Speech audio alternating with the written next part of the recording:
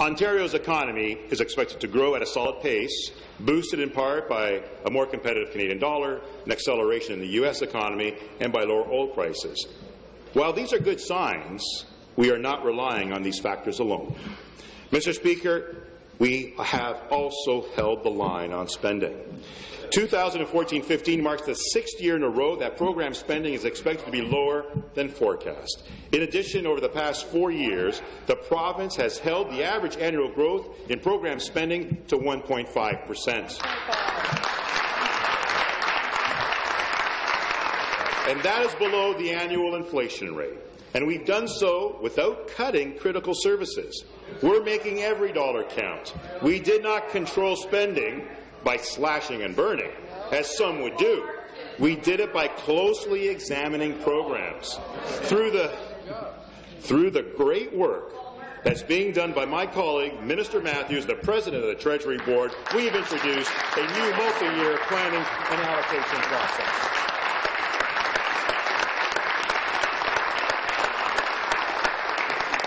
We're going line by line, looking at every single program and service that the government delivers. Every program is being examined with fresh eyes. And as we go forward, we ask these questions. Is it relevant? Is it effective? Is it efficient? And is it sustainable? We're looking across government to achieve better value for your money. And our approach is working. We have the lowest rate per capita program spending of any provincial government in Canada.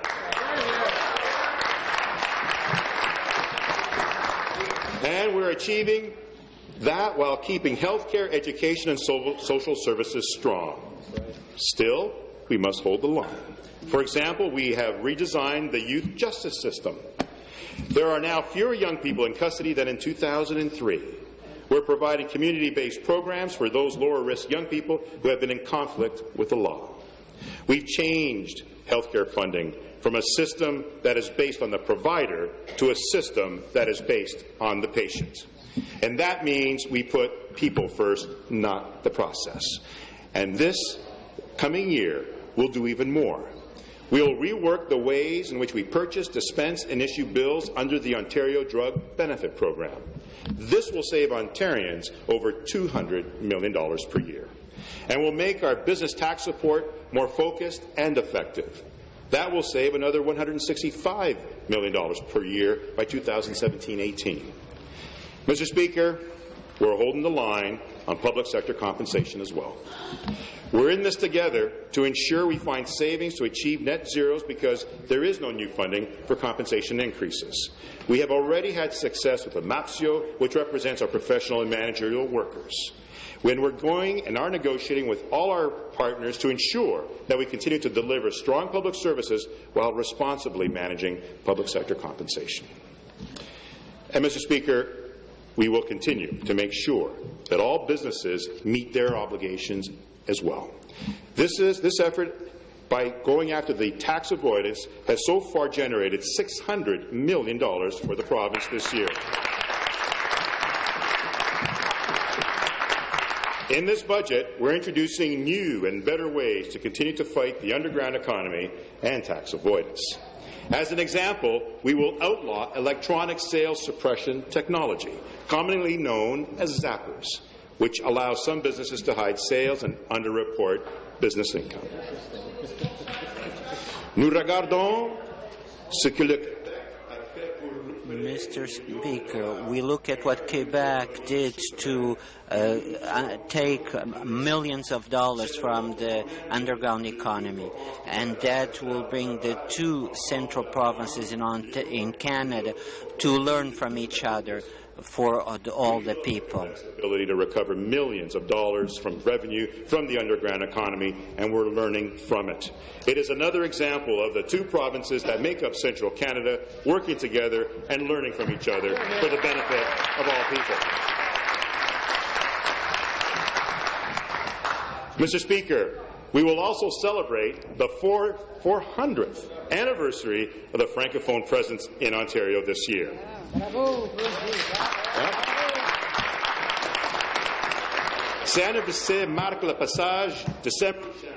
This marks the arrival of Samuel de Champlain in our province. and highlights the important role of Franco-Ontarians in the history and development of our province. $5.9 million towards communities all across the province to celebrate Franco-Ontarian culture. This will attract tourists, contribute to the economy, and recognize our notable legacy. Mr. Speaker, from time to time, our Premier, Kathleen Wynne, again and again, has shown strong leadership on the national stage.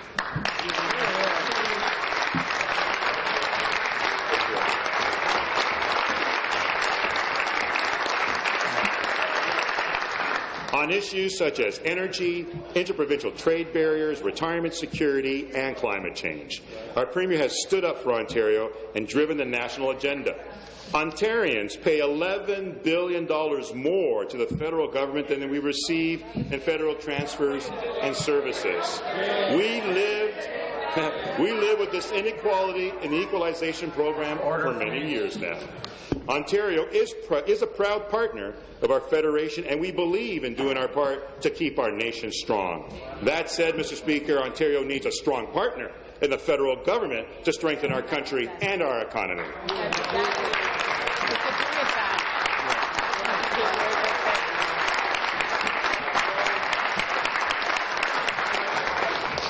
The great economic challenge of our time is building infrastructure. Provinces and territories invest 46 cents of every dollar spent on infrastructure. Municipalities invest about 40 cents. And the federal government, they invest just 14 cents. Mr. Speaker, if the federal government wants a stronger Canada, it must invest its fair share in the critically important projects that strengthen Ontario's economy. That also includes helping to develop the Ring of Fire to spur economic growth and create jobs. Our government has committed to invest $1 billion to build infrastructure, including transportation, in the region. We need a federal partner in this initiative, Mr. Speaker.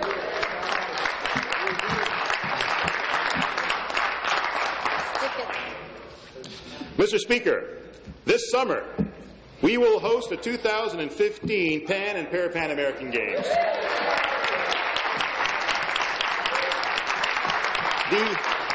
The eyes of the world will be on Ontario. This has been years in the making. It will be the biggest multi-sport event ever held in Canada.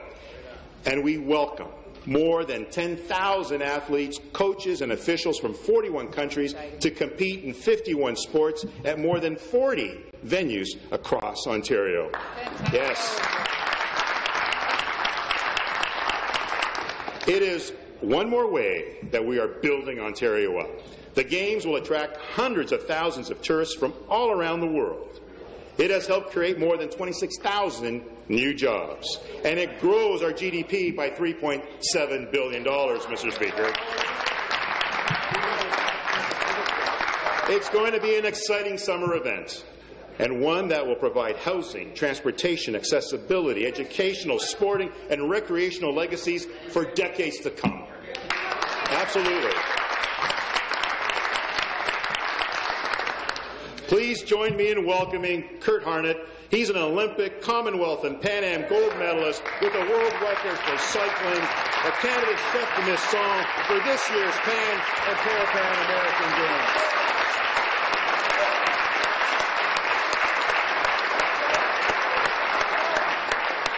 Mr. Speaker, he was a big part of making sure that we had an all-seasons velodrome in Milton that's going to make us all so very proud for many years to come. I would also like to recognize two other athletes competing for Canada next month. First, Vincent Dallaire from wheelchair basketball. He has been a member of the Team Canada since 2014, has been named to the team of Toronto 2015. Vincent is from...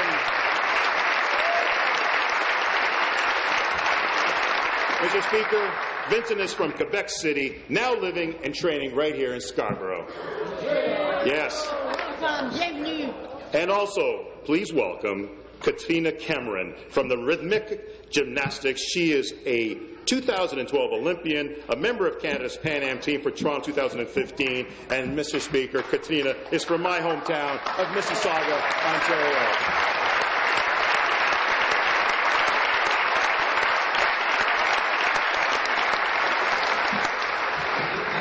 Thank you to these wonderful athletes who join us in the gallery today. You and the entire Canadian team make us all so very proud. Thank you.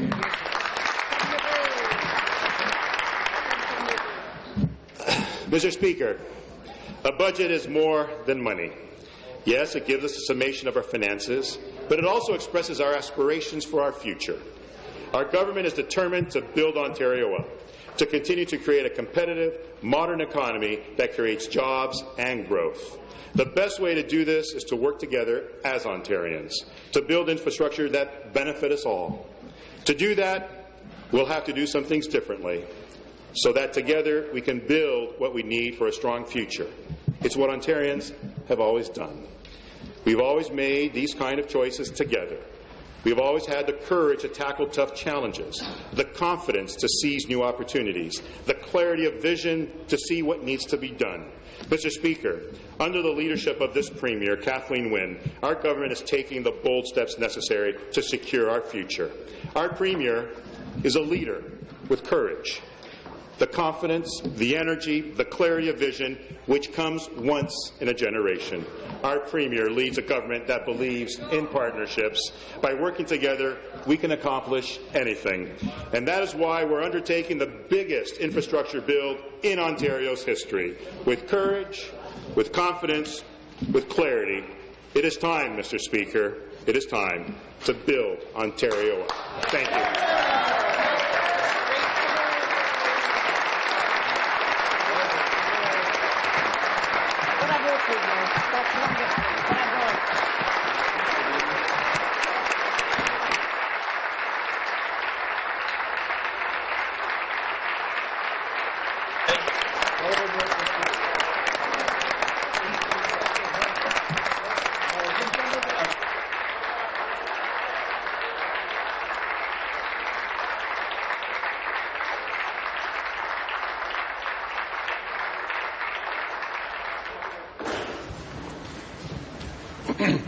The member from Leeds Grenville and the opposition House Leader, Otto. Thank you, Speaker. Thank you. I move the adjournment of the debate. Member from Leeds Grenville has moved adjournment of the debate. Do we agree? Carried. Minister, we now revert to introduction of bills as requested. Minister of Finance. Mr. Speaker, I would ask the House to revert back to introduction of bills. Reverting back to introduction of bills. Do we agree? Agreed. Minister of Finance. Mr. Speaker, I move that leave be given to introduce a bill entitled An Act to Implement Budget Measures and to act and amend various acts, and that it now be read for the first time. And I present this to Mira. Thank you.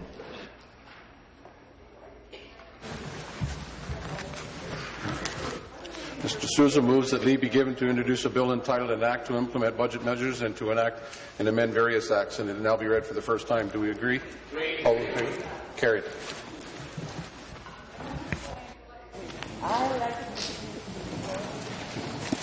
This is a bill entitled An Act to Implement Budget Measures and to enact and amend various acts. First reading of the bill, Premier Lecture, projet de loi. Minister, for a short statement. Mr. Speaker. Yeah, no, I have no statement at this time, Mr. Speaker.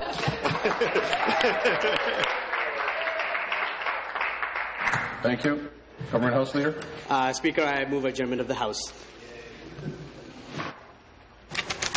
Government House Leader has moved adjournment of the House. Do we agree? Carried. This House stands adjourned until Monday, April the 27th, 10:30 a.m.